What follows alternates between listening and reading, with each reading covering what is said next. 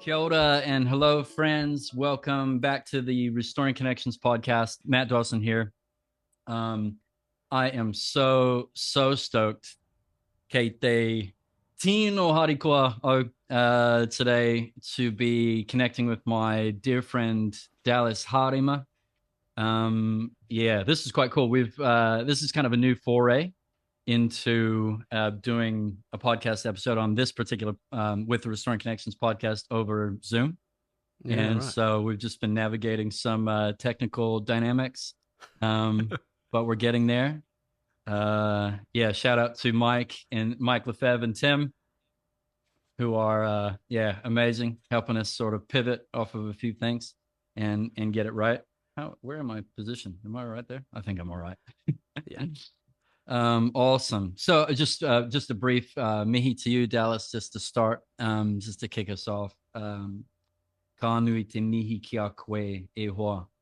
Um, Mō koe te whakatīnanatanga o te aroha o te atua, Mm. me te ata whai o te atua mō nā tangata katoa. Mm. Tēnā koe, bro. Tēnā Yeah, koe. just so appreciate your heart, and it's so awesome to have you with us on Yeah. this particular podcast. And I'm just really excited to Mm. hear from you and to sort of glean from your wisdom. So Dallas is someone who I'm very much learning from. I'm sort of speaking to you, and I'm speaking to everybody else here at the same time. Yeah, right. So yeah, forgive me. But yeah, it's just been awesome. So yeah, just a little bit of a background, and we're going to be hearing mostly, hopefully, we'll be hearing mostly from Dallas. I won't be doing too much talking. Mm. Um, but yeah, Dallas and I got connected through a mutual friend. Actually, I've been hearing about you, bro, for at least a decade. Whoa. People telling me, oh man, people kind of hear, what's on my heart, and they're like, surely you know Dallas, and so it's been really wonderful in the last year or so to finally make that connection and Yeah. definitely see the reason people were like, you really need to get to know this guy. So yeah, and it's been really cool. So Dallas lately has been doing some consulting work with our team, with Restoring Connections crew, on some areas where we've really felt like we want to skill up, and some areas where Dallas really carries some extraordinary wisdom. Lives down in Old Tautahi, down in Christchurch. Mm. Married to Lucy, 3 beautiful kids, Mm-hmm. and yeah, basically, in my understanding, and I'll get you to unpack this a little bit more for us in a second, but Yeah. essentially just has such a passion to see people thrive. Yeah. and Yeah. and I'm loving, I can see in your mahi, in your day-to-day work, it's like, oh, Dallas is here, and then, oh, Dallas is there, and Dallas is doing this and doing that, and all kinds of different things. But I think Yeah. Yeah. that's the common Yeah. thread, Mm. is that where you find yourself in spaces where you have the ability to help people to thrive, Mm. essentially, and confront the obstacles to that. And that's one thing that I've picked up in this in the process of getting to know you, is that yeah, you're not afraid to go after the challenges, the obstacles, and to Mm. confront those things and help people, confront those things in their own lives and move forward. So yeah, we are the topic we're looking at today is, how do you build a bridge? What does it take to Mm. build a bridge between people, which is really hard. But just as a starting point, bro, could you tell us a little bit about your day-to-day mahi, the sort of the the context that you find yourself in, and a little bit about the whakapapa behind that, like how you came to being able to do what you do. Is that cool? Yeah, man. Let's start there. Well, tuatahi, me mihi ka tika, ki te atua tō tātou papa, I te rangi, te kaihanga o ngā mea katoa. Kua uhi, uhia mai, ki runga i a tātou, nāna tātou I whakahuhui. He oi, he honore ki tōna ingoa tapu. Kia ora e te whānui o tēnei kōrero. So, kia ora everyone of the Restoring Connections whānau. Oh, and also, tēnā te mihi aroha ki a koe tōku hoa, more for your introduction. I always feel very odd and quite humbled when people talk about me. You know, you have this kind of out Yeah. of body experience. Like, who is that guy? Yeah. Who's he talking about? Yeah. So, especially when I'm living my life, you know, and it's Yeah. very definitely not as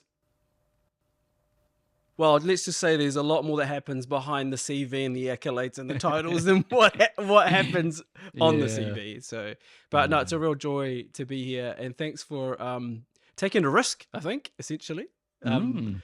on this korero. So, yeah, it is really challenging for me to be able to explain my day to day and my life overall. But you're right, a Mm. big theme that runs throughout all of what I do, or kind of is very much at the base or the core of what myself and my wife and others around me are doing, is this real desire to see people thrive and flourish and blossom and who they were designed to be.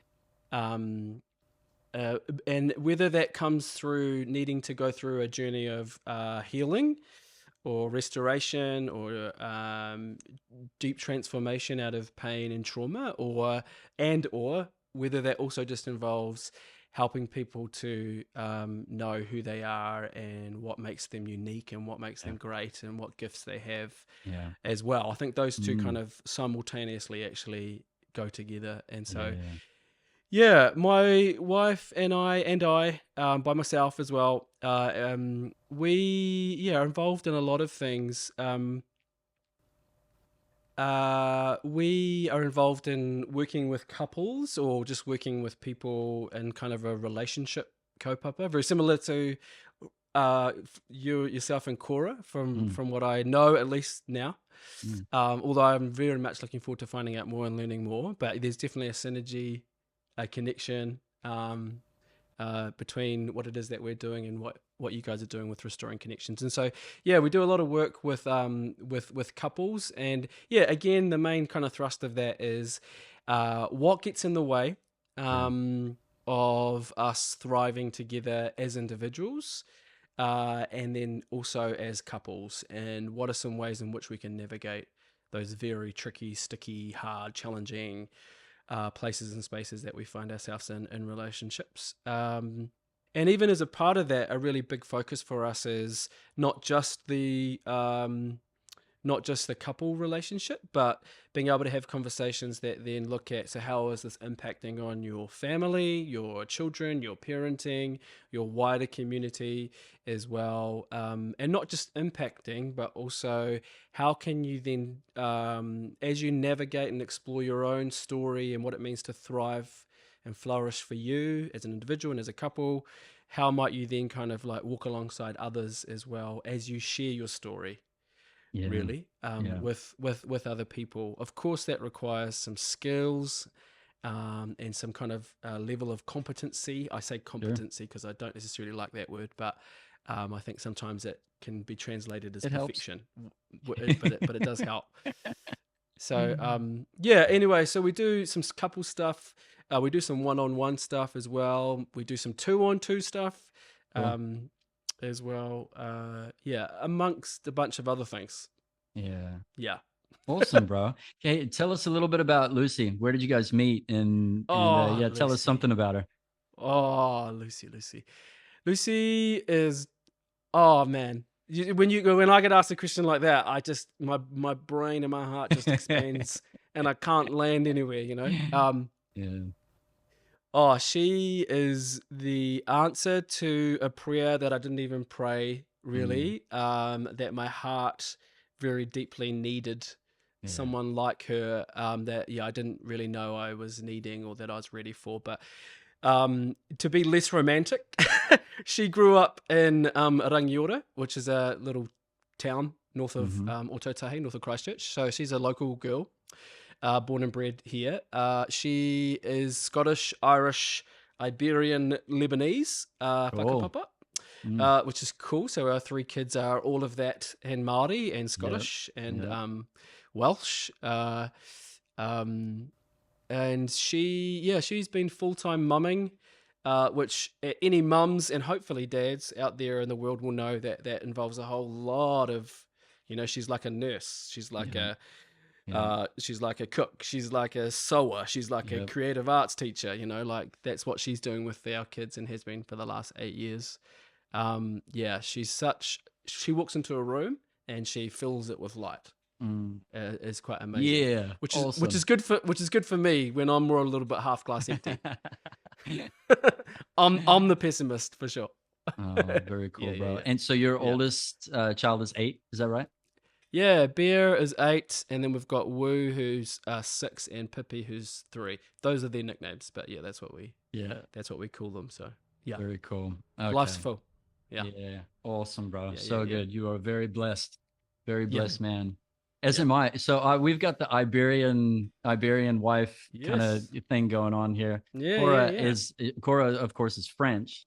Yeah. Well, her mom is actually full Spanish. Like when we go back to, family reunions in France, on her Yeah. mom's side, it's all Spanish. They're the Garcias, and everything's totally Spanish. That's real And Spanish, eh? yeah, so Garcia. she's actually Yeah, got some pretty hardcore roots back in there, which is pretty cool.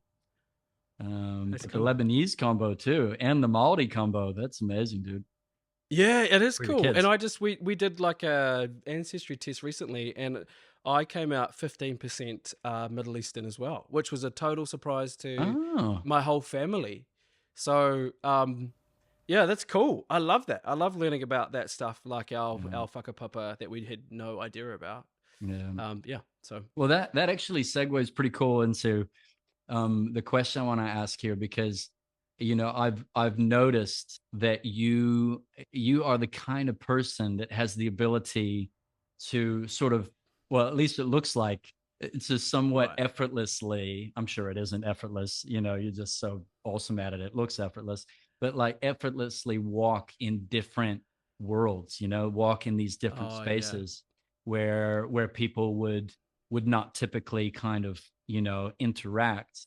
Mm, And so I'll see you all here, you're in like a deeply you know Kaupapa Maori context, and then the next minute I'll hear you're in this totally not mm. that Yeah. context over Yeah. here. Yeah. and Yeah. and Yeah. so I'm listening to it's like, oh yeah, I'm part Middle Eastern as well, and that it's like, oh yeah, that totally makes sense, and I'm comfortable with that part of who I am. And Yeah. we'll Yeah. just Yeah. explore that. And I guess I'm wondering, as you being that kind of person, I Mm, can I'm imagining that you must wake up into the desire constantly to see these worlds integrate, to see the people that you love, like in these different spaces, because mm. for you it's seamless. But I would imagine it sort of sits there within you all the time, the Mm, desire to see people, the desire to see bridges built between people, whether you're working with yeah. a couple, Yeah. and or whether you're working with in two totally different cultural spaces. And Mm, so I want to draw out of you, what are the things, because we all know what it feels like to have somebody who we deeply love mm, and yet absolutely cannot stand, or have this sort of this really strong desire to get away from at the same time. mm. Or like, what what are the things, what do you feel like it takes, if we think of somebody, we think of, I mean, I won't name them, but you think of like the big conflicts on planet Earth right now, like Yeah, sure. the things that are like in like unbridgeable divides, Yeah, like, sure. Yeah. or you imagine, you and I both do a lot of work with couples, and so we know what that feels like when you've got a couple who were in love, and Yeah. now it's not like they just want to not be married anymore. It's like, I Mm, hate you. It's like they absolutely, they have become the enemy to each other, mm. and like, what it's a pretty big question, but It is. what are your reflections on what it takes to actually shift that on the inside of somebody? You know what I mean? Yeah. Yeah, I I do know know what it's you mean. literally like an unanswerable question. I just want you to, like, riff on that. Talk to We us just about that. we can riff. You know what? As I kind of like glaze over my life so far, so yeah, working with couples, people one on one, two on two groups, but I have had some exposure to the international relations, Yep. peace and understanding kind of stage, if you like, across the world. And yeah, of course, we're having much bigger conversations around very real things that are impacting people in very real ways across the world on a much larger scale than just Mm. across the dinner table or whatever. But and I definitely don't want to like minimize it down to its simplest form, because in some ways it can take away just the severity and the intensity and the longevity and the weight of a lot of these things that are happening internationally as well. But as at an attempt to try and respond to your question in a way that maybe helps everybody to see where they might find themselves in it, I'll definitely try and give some answers. And it very much is a big question. I think about kind of two questions: what does it require, and what gets in the way? And um, I think it's important for us to consider what gets in the way, because I think that for the majority of the population who have an ounce of a conscience, and are connected to their heart for peace and for joy and for love within themselves and their families, communities, countries, world, um, we don't necessarily like. We do have an understanding of what it takes, I think, to at least even on a simple level, we do have an understanding of what it takes, but we don't necessarily think about what gets in the way of that. Yeah. Um, and if I can just bring it down to something more on a more personal level, because I guess to frame my thinking a bit is ultimately, whether we're talking across the dinner table with our spouses or with our children, or whether we're talking on a much larger scale, it's all centered around people. And of course, people in much larger situations and around the world have a whole lot of power and influence. Maybe more so than what we do as husbands across the table from our wives and our children. But ultimately, that person with all that influence and power and charisma and yeah, reach is still a person. And so Yes. I like to bring it back to the most like human level. Yeah. Totally. It's a very big lead in, and so I think what gets in the way a lot of the time is fear. That I Yeah. think there's a real fear of, if I try to kind of bridge a connection or make amends or reconcile in some way, then that's going to take something away from me, or it's going to Yes. require something of me, or it's going to mean I'm going to have to give up this thing that I am that I'm protected by, that I'm Yes. hiding behind in a sense, and I'm not ready to give that up, because that's what's protecting me right now, or that's Yeah. what's making me feel powerful right now, or that's what's making me feel justified right now in my position Yes. on this particular issue or dysfunction or disconnection. So, but I think a lot of that is driven by fear. Yeah. Man, that's such a helpful Actually, framing, yeah, bro. Do you mind if yeah, I don't want to yeah, interrupt man. your flow. No, Um, do it, because otherwise I'll keep talking and it won't make sense for anyone. Oh, I would almost prefer that, but no, I'm sure it would make sense. But yeah, I think what's occurring to me as you're talking about that is it also explains why somebody on the outside can look at a conflict between two people, Mm, and it's like, what's the issue? yeah, Like, get along. yeah, Like I grew up in LA, and I think I was about 8 years old when we had the riots, around Rodney King, who right. actually got violently beaten by a bunch of cops, by a bunch of white cops, Mm, just down like a mm, couple blocks from my house. mm, And here's this guy, the cry of his heart on the news was, can't we all just get along? mm, It was mm, an amazing statement from somebody who'd gone through, what he'd gone through. But but to bring it back to, I'm looking at from the outside, we might look at some big conflict, going on, and it's like, what's the problem? But that's because that conflict isn't touching a nerve inside of Mm. me and Yeah. and what I'm currently protecting. But if when I'm for the people or the groups, or let's bring Yeah. it down to the really simple, between the two Yeah. individuals Yeah. Yeah. involved, you're so right. We've got to see, for that person clearly is not intentionally, we can assume they're not intentionally putting themselves, like, nobody wants to be angry and scared and Right. put themselves in that situation, but there's something about that dynamic that is Mm. triggering. There's something that they feel they need to protect, where if I was to Yeah. lean in, I would be I would let go. I'd be letting go of something that's currently very important to me, that's protecting Mm. me. It's such a Yeah. helpful framing, actually. Yeah. Yeah. Oh, good. Yeah.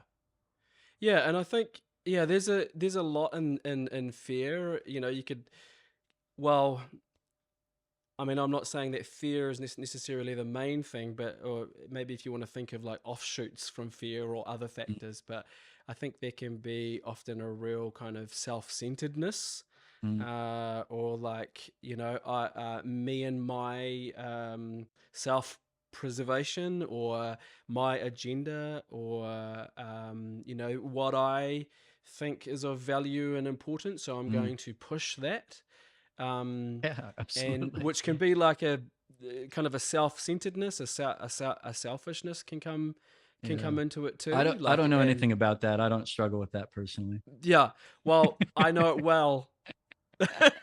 If Lucy was here, she'd say the same thing. Yeah, yeah, yeah. Yes, yes, Because I absolutely. because That's a I do joke, by think the way. that when it comes to dysfunction, I think in pictures a lot. And so imagine two people or two countries, let's say, again, not wanting to oversimplify, um, essentially like living as neighbors in two castles, though, let's say, Mm, you know. sure. So ideally, you want to have your bridges down, have the drawbridge down so you can kind of freely walk, across, Yeah. into that other person's world and these people into your world, let's say. But when we're in fear or pride or anger or unforgiveness, resentment, all of those things, we've essentially like drawn up our drawbridges, Yeah. and we're in our castles looking out the window trying to throw stones or maybe bigger things at other Bow and people, arrow. yeah, or yeah, bow and arrow, or who knows, um, at each other while we are protecting ourselves over here. Now, there can actually be a very fear, as an FAIR, fear, Mm-hmm. human response, because actually some things may have happened that have caused great harm, that actually does Yeah. mean, yeah, I Yeah. for now I do have to protect myself because Yes. there is Boundaries. a very Yeah. real threat to my livelihood, my life, my, Yeah. me being preserved. But if we always kind of stay in that place, then our ability to really kind of rebuild or build connection or bridges with people will always be hindered. So of course it's going to involve. There's a whole lot of things that it involves, but let me not get too far ahead in Yeah. Well, case you have more that questions. yeah, that's a really good segue into the next one. So, Yeah, I'm thinking, okay, when you're in a space where you're wanting to see a relationship healed between yeah, two individuals, for example, so you're thinking, okay, I can't just go into this assuming I can just tell them, hey, everybody, put your drawbridges down.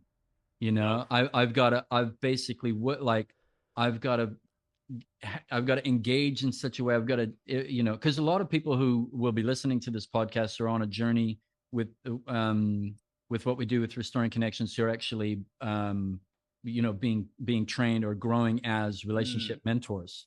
mm, The kind of people who want to be able to be helpful in a mm, space, in whatever context that they're in.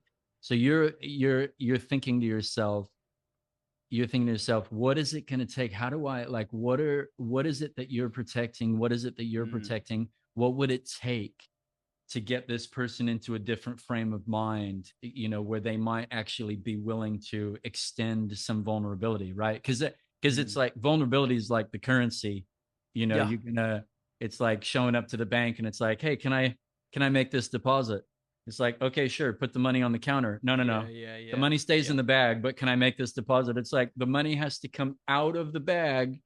You have Yeah. to, you know what I mean? Like there has to be some vulnerability there. So you're thinking through that kind of thing. Does that, like, what it might take for them to extend themselves in that way? Yeah, yeah, yeah, we are. And like, although you can, I mean, and you would know this, Matt, you yourself and Cora and other people around your lives would know that although you can have like some tools and frameworks and skills and kind of, things that will at least lay a foundation for conversations, Mm, that are generally kind of applicable across the board, regardless of what's happening with the yeah, individual or couples or groups in front of you. sure. There is very much, though, a need to really listen and discern, um, and really see the person or the people in front of you, which I think actually starts with you. Mm, Firstly, being present to yourself. I mm, think it's maybe too easy for us to externalize these conversations and just think about what do these people need. But right. if you believe, which I do, that the greatest tool we have in bridge building is actually Come ourselves, on. Yeah. as in our embodied selves. And by Yes. embodied, I mean our wholehearted selves, not our perfect selves, illusion. But if we, as people who are wanting to help or assist or walk alongside others in building bridges, we too have to be in touch with our own humanness, our Yeah. own wholeheartedness, our own brokenness, our own journeys within ourselves as well, because then that allows us to be way more empathetic Yeah. and way more compassionate, and way more present, I think, and less transactional or Yeah. less, let's say, professional, Mm. in these conversations, where it can Uh, be more so about people having conversations with each other. Now, of course, like I said at the beginning, you want to be able to have some skills and some competencies and some things that you've got some experience and knowledge in, for sure. But sometimes that stuff can take over the yeah. very real human connection with other people. And Yeah. so, yeah, I think that if you can speak from a place of, um, this is my story, this is what I've walked through, then that can be helpful. And saying more than helpful, I think that's necessary. But Yeah. I don't necessarily, though, in saying that, think that I have to have gone through the same thing Yep. that you've gone Sure. through. Yes, that would be helpful. Of course, it would be insightful. That would give me more compassion.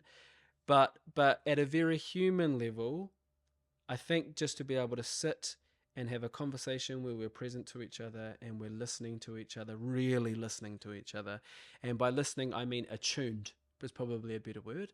Yeah. Like where I'm attuned to what you're saying, how you're saying it, how much weight it has, what might be behind that.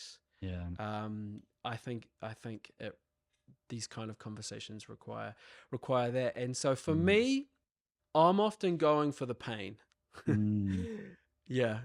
Come on. I'm often listening for the pain, for the That's where the discord. action is, eh? That's where the potential Yeah. transformation is there, eh? Yeah, it really is. Now a couple of answers ago, I think I talked about bridge building reconciliation or people thriving is also about focusing on their strengths and their talents and their Mm. abilities, and what makes you unique. Great, go be that person. So it's the whole conversation, Yeah. of course. But on this particular, I think, on this particular aspect of bridge building or reconciliation, um, then unless the pain or the wound or the original wound, the trauma that might be a Mm. part of it, um, is somehow kind of like surfaced and explored with Yeah. gentleness and compassion, then any other effort is really just kind of a band-aid.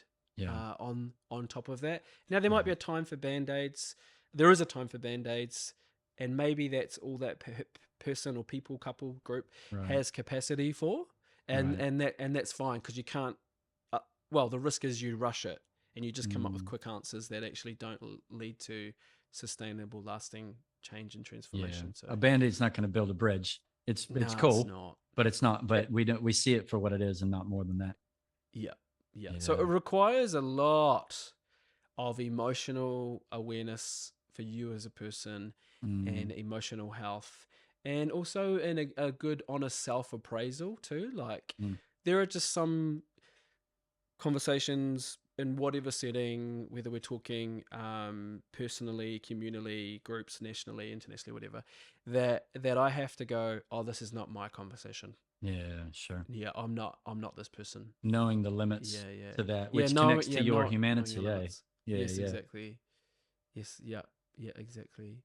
Um, Yeah. as long as we don't take that down the road of like I've got to be perfect or I've got Yeah. to have it all together, It's somewhere in the middle or there. Right? yeah, but before I Yeah. can enter into this conversation, no, no, no, you've just got to have a good, honest self appraisal and self Yeah. awareness, and again some skills and knowledge and da da da da. Yeah, well, I love the way, again, I'm really loving the way you're framing it. Because yeah, you're right. We do engage in this space just like you all the time, but you're seeing things, you're using different language than I would use. You're seeing it from a different angle, and I'm really enjoying that.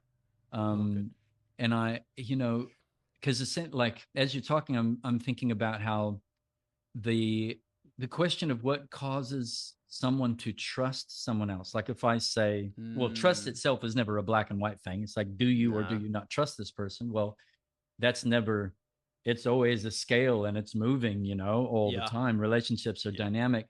So I might, with a particular person, I might definitely trust them with some money, like for some investment, but I might not want to trust them with my child, for example, Yeah. Yeah. Yeah. because Yeah. Yeah. trust is different. And what causes someone to trust someone or to feel, to feel essentially the opposite of fear in someone's presence, to feel Mm, okay in someone's presence, there's just there's no manual on that. no. And if you think like the different conflicts, like even what is being navigated here in Aotearoa right now Yeah. around the treaty and Yeah. all this, Yeah. we think, oh, the best idea, everyone will trust the best idea.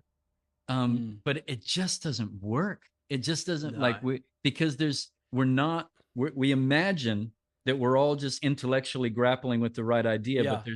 there's pain, there's mamai that's down here Yeah. that has Yeah. to be spoken to for it Yeah. to work. And so, and that's the older I get, the more I believe in the idea of human beings, even though I mean, you and I are a great example. I mean, we're a crack up. We jump on the phone together and it's like, how was your day? And we immediately start swapping stories of just like, you War know, war stories. yeah, war stories of our lives and the people we Yeah. love, what we're going through, Yeah. Yeah. and Yeah. how it's and yet it is still the reality that it takes human beings, flesh and blood, to jump in there. You think of somebody like Nelson Mandela, he didn't just Yeah. have a good idea. No. It's like his whole journey and his whole Mm, humanity, his whole essence was what was needed in that moment. And we lend that trust to people. Like just this morning, actually, I'm so happy to be married to someone who's totally happy for me to share really openly. We're both a bit like that. And we Cora and I've been trying to navigate a particular how we approach a particular situation, and it came to the surface over the last few weeks. We don't have enough trust between us in this particular mm, area to yeah. come to like have a really healthy drawbridge down conversation. Yeah. Awesome. and Yeah. it's and it's like, oh, it's so hard because it's really painful because we love each Mm, other so much. yeah. But we did exactly what we've learned to do. We go, who do we both trust? Right? Mm, Oh, we both trust these two people. And so this morning we had a whole hui together where we brought in those two people, and they essentially, it's like they loaned us, they Yeah. like they loaned me their like Cora's trust towards them. Like the trust is getting like shared, you know Yeah, what I mean? nice. And Yeah, yeah, then yeah. it took us a couple hours, but then we Yeah. full on landed at this, had this beautiful conversation that we just couldn't have without them. We needed Wow. people we trust to sort of build that. And so yeah, I'm Mm. just, anyway, sorry, I'm Man, you come prepared with real life to this conversation. Yes, I should be asking you questions, Matt. oh For real. well what no, this is my reflection. Sorry, I feel like I'm hogging the mic here, but No. I'm just, I get excited, I get wordy when I'm Yeah, excited. This is my yeah, problem. that's great. But I guess the way you're framing it is actually even helping me understand why this morning was so powerful, like why that Mm. worked. Because I'm a Yeah. very practical guy. I'm just like, oh, I just do what works. But as I'm listening to you, I'm like, oh, this is actually why that worked. Mm. Is the Yeah. humanity is actually, it's like the obstacle we're trying to overcome, but it's also the greatest Yeah. treasure in the midst of it too. Eh? Gift. Yeah. Okay. Yeah. Yeah. And when we're talking, trust trust is the very like core or the Mm, very baseline of any healthy, thriving relationship. yeah. Um, whether again we're talking about it from a more positive point of view, like yeah, how do we kind of build a great relationship based on trust, but also when we're talking about re-establishing or reconnecting trust after there's been disconnection, dysfunction, hurt, brokenness, pain as well. But I think at the very base of it, establishing trust is yeah is really the first challenge, because if there's been hurt or disconnection, then yeah, again, we tend to kind of draw our bridges up. And I guess the question, if I was to try and give it a wee narrative, that trust is asking, or your heart essentially is asking, is can I make myself, because in order to trust, you are making yourself vulnerable. And to Yes. make yourself vulnerable is a very exposing thing, because Yeah. you are essentially exposing yourself to potentially be hurt again. So we're asking the question when it comes to establishing trust is, can I entrust my heart to you again, especially after you've hurt it, you know? And again, I think that's happening whether again we're talking across the table or kind of bigger problems. Yeah. Yeah. Yeah. And vulnerability. I Yeah. mean, in every other context, vulnerability, we're working really hard to avoid it. In every other context, Yeah, we are. it's We are. like if you're in a competition of any sort, then you are trying to figure out how do we make our team as invulnerable as possible. Is invulnerable, is that a word? I think it is. Yeah. The It's a word. opposite of that. Yeah. And yet, and of course, when I'm in pain, the most counterintuitive thing to do is to open myself up to Yeah. more, to potentially experiencing more Hurt. pain. And yet Yeah. that is Yeah. exactly what is actually required in order to build a bridge. It is just no way around it. Yeah. Eh? Yeah, yeah, there is no way around it. Now, there's definitely, as you would agree, like wisdom around that. Okay, And that's my next question. Actually, okay, great. What's your question? and Go then for it. we'll bring it home with that. Actually, Okay, cool, cool. so healthy boundaries. How Yeah, how do we know a bridge is safe? Right? yeah, good question. how do you build a bridge? Because we're sticking with that theme. We've got Yeah, drawbridges and bows and arrows, we got and bridges, lots of bridges.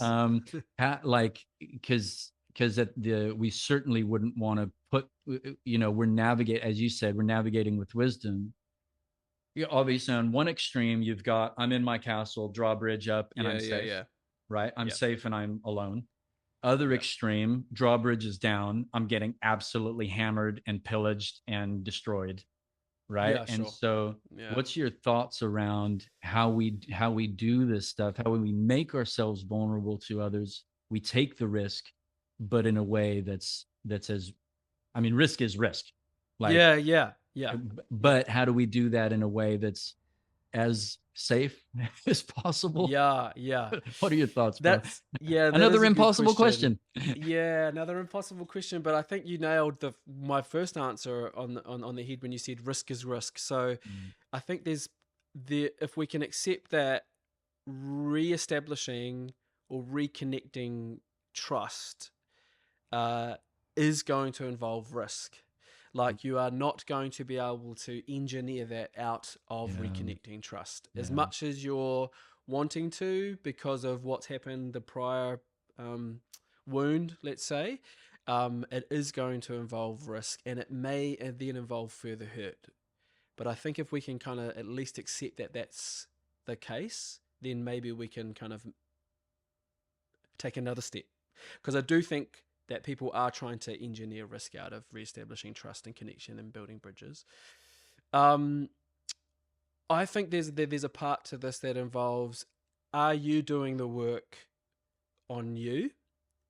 Are you engaged in some kind of way or process, whether it be uh, whether it be with somebody else, or whether it be with yourself, or whether it be with God, if you believe in God. But are you allowing yourself to be explored, and and are you getting in touch with what's really going on for you? Because if you can do that as best as you know how, then I think that can be quite an empowering process. Like, because then you can then start getting agency. I think agency is really important, especially if you've been wounded. what Um, can you just briefly what help me understand what you mean by agency? oh, just getting a sense of control, Okay. or just awareness of what's happening in your world. Okay. Um, Okay. Yep. yes, it might have been in relation to what someone else did or said or hasn't done or said, but still that's happening in you. Yeah. That whole idea that no one can actually control you Sure. is somewhat true. Like, no one can actually control how you feel or Yeah. make you feel anything. Of course, they can Yeah. be a trigger for that, Yes. but it's going on in you. So getting a sense of what's happening in you, I think, is really important in this whole Mm, process. yeah. And then, personally, I think there's some real tells for whether or not someone is worthy of re-establishing trust with. Ooh, For me, cool. for Bring it on. me, it looks like, is the person open? Are they open and teachable to what I'm saying? Mm, Are they considering what I'm saying? Are they allowing themselves to humble themselves and listen to what I'm saying?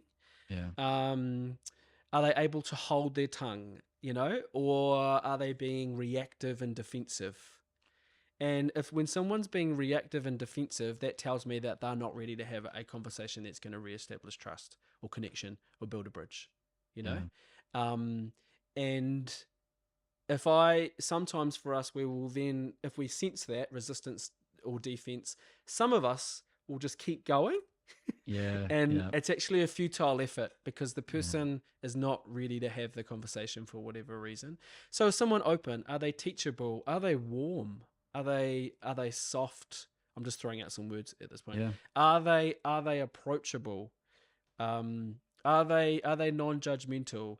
Are they curious? Are they asking me questions about how I arrived at what I'm saying, or how I'm feeling? You know, Yeah. I think all of those kind of qualities, let's say, or postures, I don't know what I'd call them, Mm, all help to cultivate the soil. yeah. Because if the soil's been hardened, which it has essentially, when it comes to us drawing our bridges up, or putting covers over our hearts, the soil's Mm, kind of gone a bit hard. yeah. And so all those things, I think, are qualities to help to dig up the soil a Yeah. bit and be Yeah. able to have those conversations. But So no, yeah, I yeah, do there's think I some. do think there's real I do think there's real there needs to be real wisdom around that. Hopefully Yeah. that's helpful Yeah, response. totally. And what do Yeah, you, yeah, yeah. because I'm thinking too, because you've basically articulated, it's like you could, to use your soil metaphor, it's like, Yeah, can this seed grow in this soil? You know what I mean? yeah, Is like, otherwise you're trying to plant a seed in the concrete, right? And Yeah. it's like, it Yeah. doesn't matter how well you try to plant. It doesn't matter if you, it doesn't matter how high quality the seed is No. it's never going to grow in concrete. No. Um, but I think too, though, it's easy. I know for me, if someone has caused me a lot of pain, it's easy for me to go through that list and be like, nope, nope, nope, nope, nope. Yeah. True. You know, Yeah. and I think I need that. I need that maybe challenged a little bit too. And so I wonder, I'm thinking too, as you're talking, that that's where, again, I think leaning into getting like help, like people who are not completely immersed in the situation, Yeah. and asking that question. Because I'm more, I'm well, I guess it depends. I'm probably the kind of person that wants to, like, try to fix it, Yeah. and I feel personally responsible for, if this relationship is strained, it must be my fault and I need to try to fix it. And there's been times where, it's been really beneficial for me to somebody kind of ask me that tough question, like, are you perceiving like any openness whatsoever from this person? And I'm like, Yeah. no, but the opposite Yeah. is also true. It's like, hey, there may actually be more openness there than what you see. I guess the point is, sometimes it's helpful to ask others who you trust for their input too.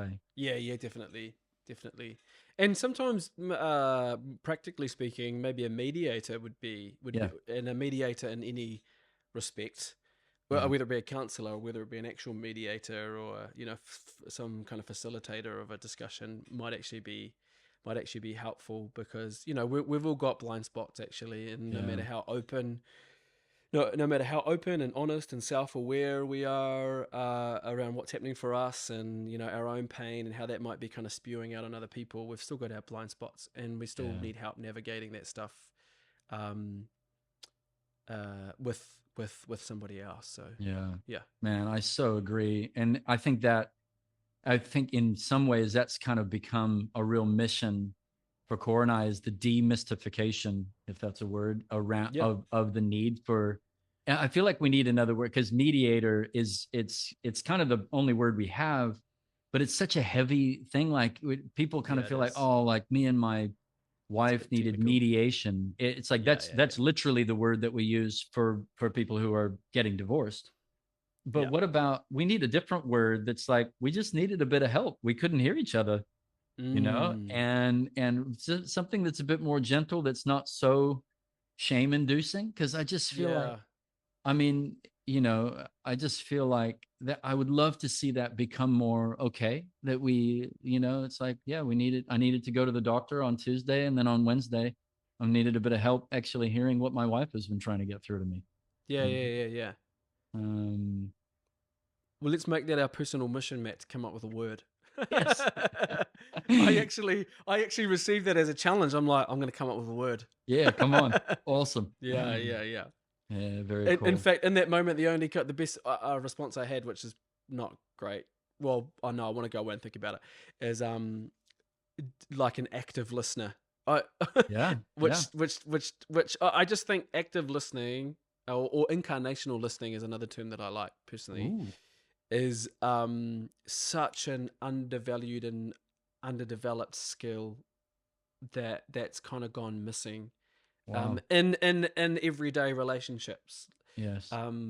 Yeah, how do I actually embody listening, with my body, with my Yes. eyes, my ears, with my words? How do I actually show you that I'm listening to you?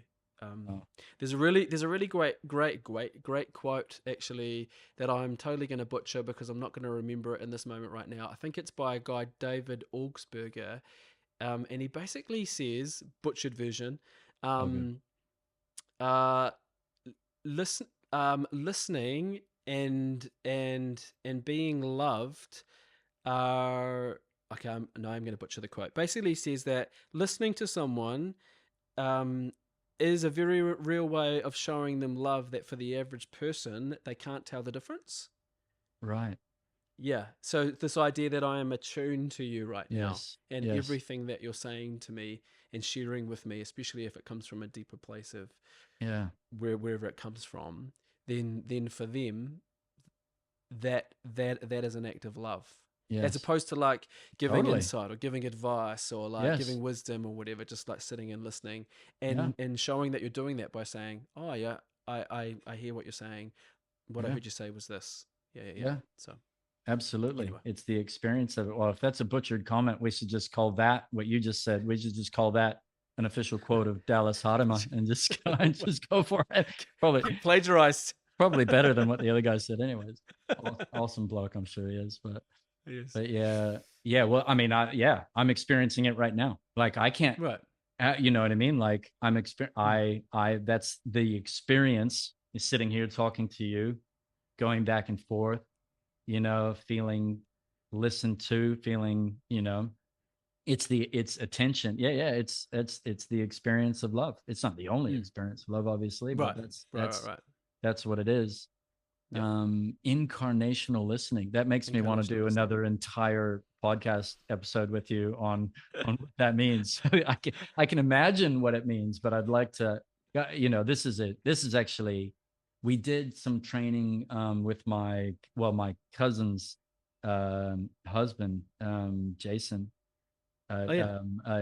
Earlier this year on this whole area of listening, and it's Yeah. definitely like at the top of my list of areas that I realize, well, here's a good example. I'm like hosting you on this podcast, and I'm probably doing more talking than you are. So, anyways, okay. So, last thing is, Yeah. have we Sure. got time for one more? Is that all right?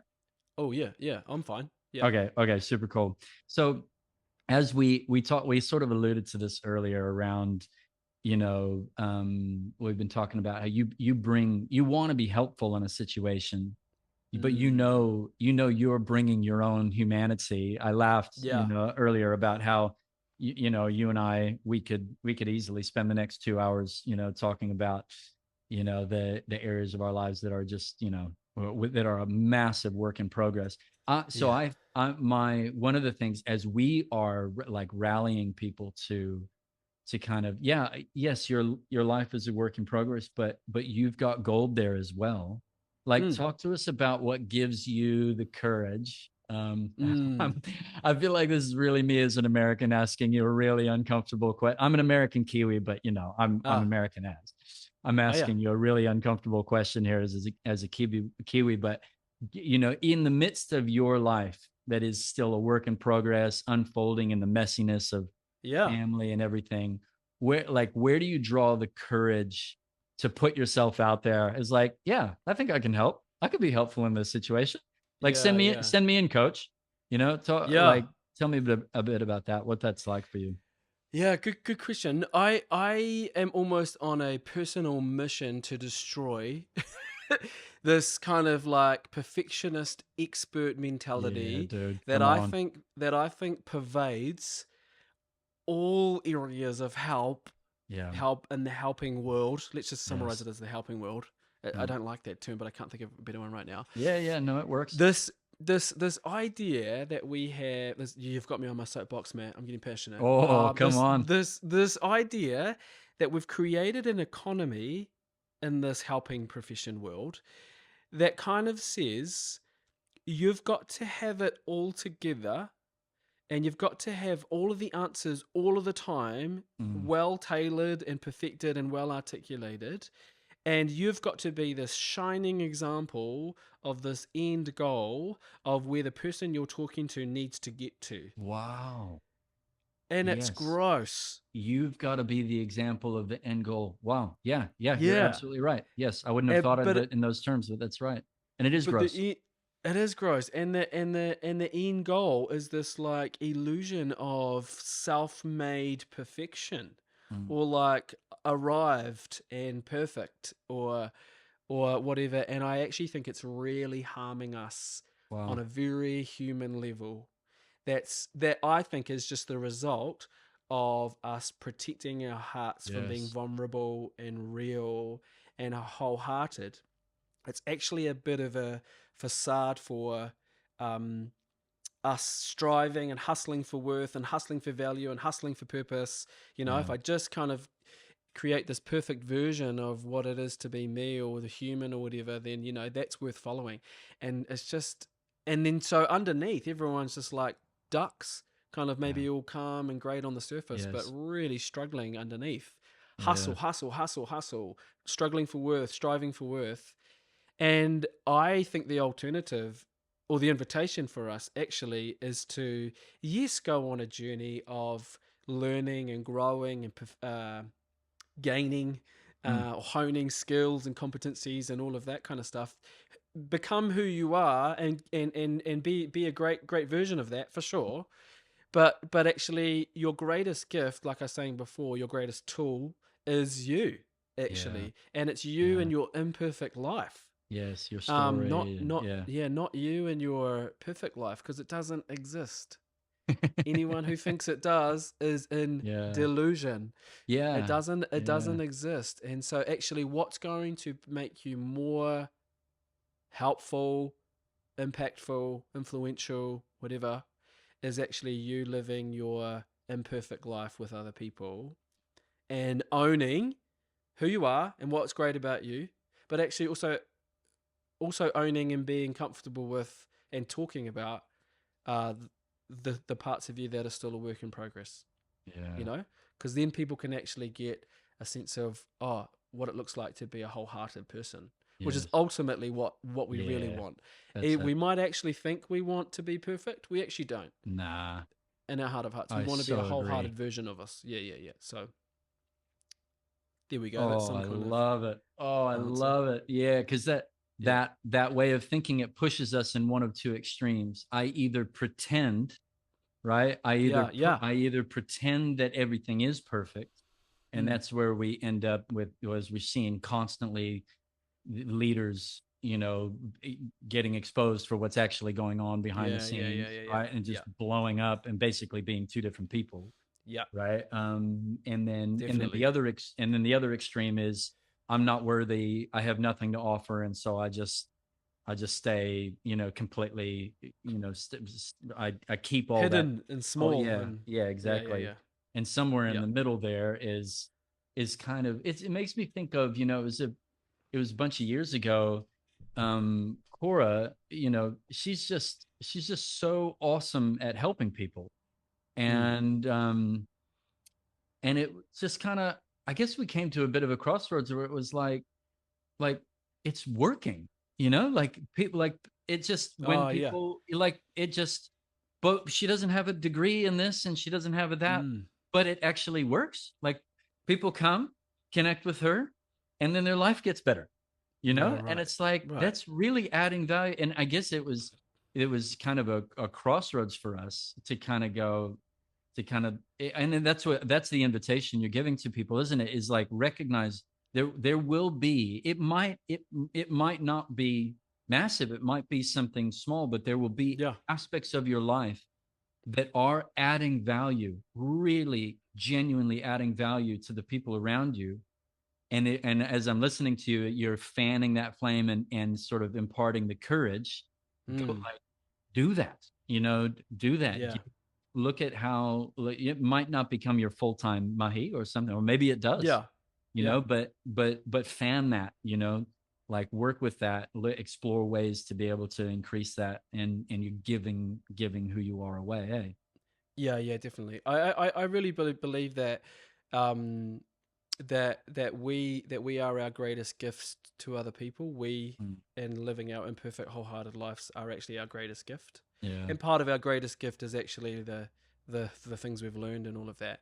Mm. But on as well as that, I actually really do believe that our part of our greatest gift to other people is us living a life that is being healed and is being healed and is in the process of transformation and is in the process of becoming whole. Like, that's actually the greatest gift we can give to other people. Dan Allender, who's written a book called Leading with a Limp, Oh, which I yes. love. I It's bought it. I've actually got it on the table right here. I just oh, started it it's yesterday. I totally recommend it. But it's just this idea that you're not perfect. Don't try to be. It's just an illusion. Yeah. But Spoiler that alert, you everybody else knows you're not perfect as well. yeah, and everyone Yeah. knows as well. Just Yeah. ask those you live with. You know what I mean? Like, just Yeah. accept reality. Mm. But that you can actually live from a place of like a wounded healer. actually, and that your wound can be the greatest source of your greatest gift for other people.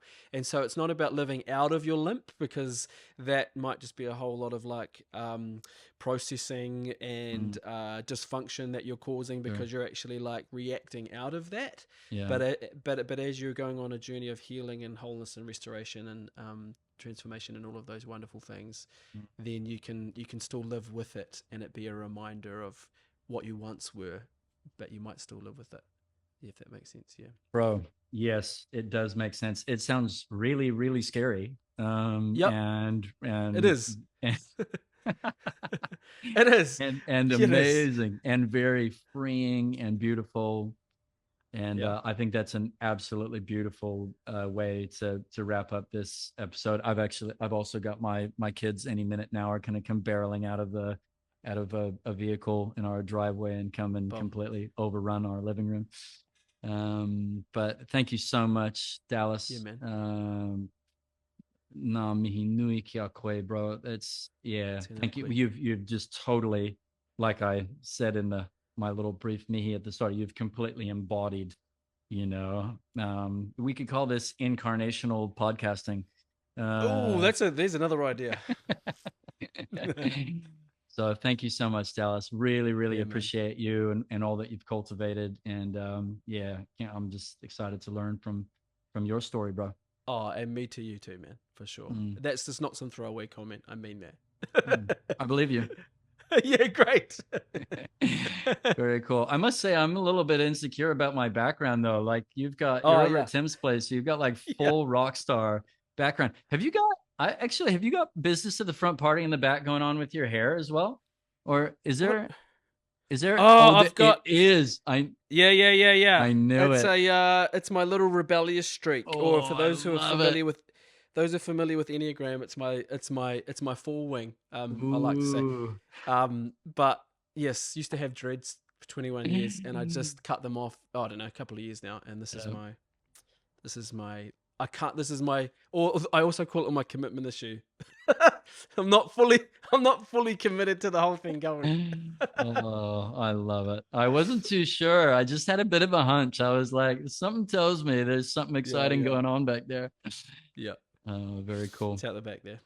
Awesome. All right, bro. Well, thank you so much, and we'll leave it at there, right? Yeah, man. So you're going to stop recording, right? But then are we still going to talk about the other thing that you were going to? Oh, yeah, great. Yeah. Cool. So I just ruined the ending. Great. No, that's perfect. We'll leave it in. That's awesome. Any final words you got? Kia ora, everyone. There we go. Perfect. Yeah. We hope you found the conversation and stories on today's podcast helpful and insightful. If you want to go deeper, Restoring Connections offers online courses that cover key topics like personal responsibility, proactive care, powerful communication, and healthy boundaries. Go to www.restoringconnections.nz for more information. This podcast is funded by generous supporters from all over the world. Please consider supporting by going to the Restoring Connections website and hitting the Contribute button. By partnering with us, you're helping to provide mentoring, workshops, and training to others who are also restoring their connections.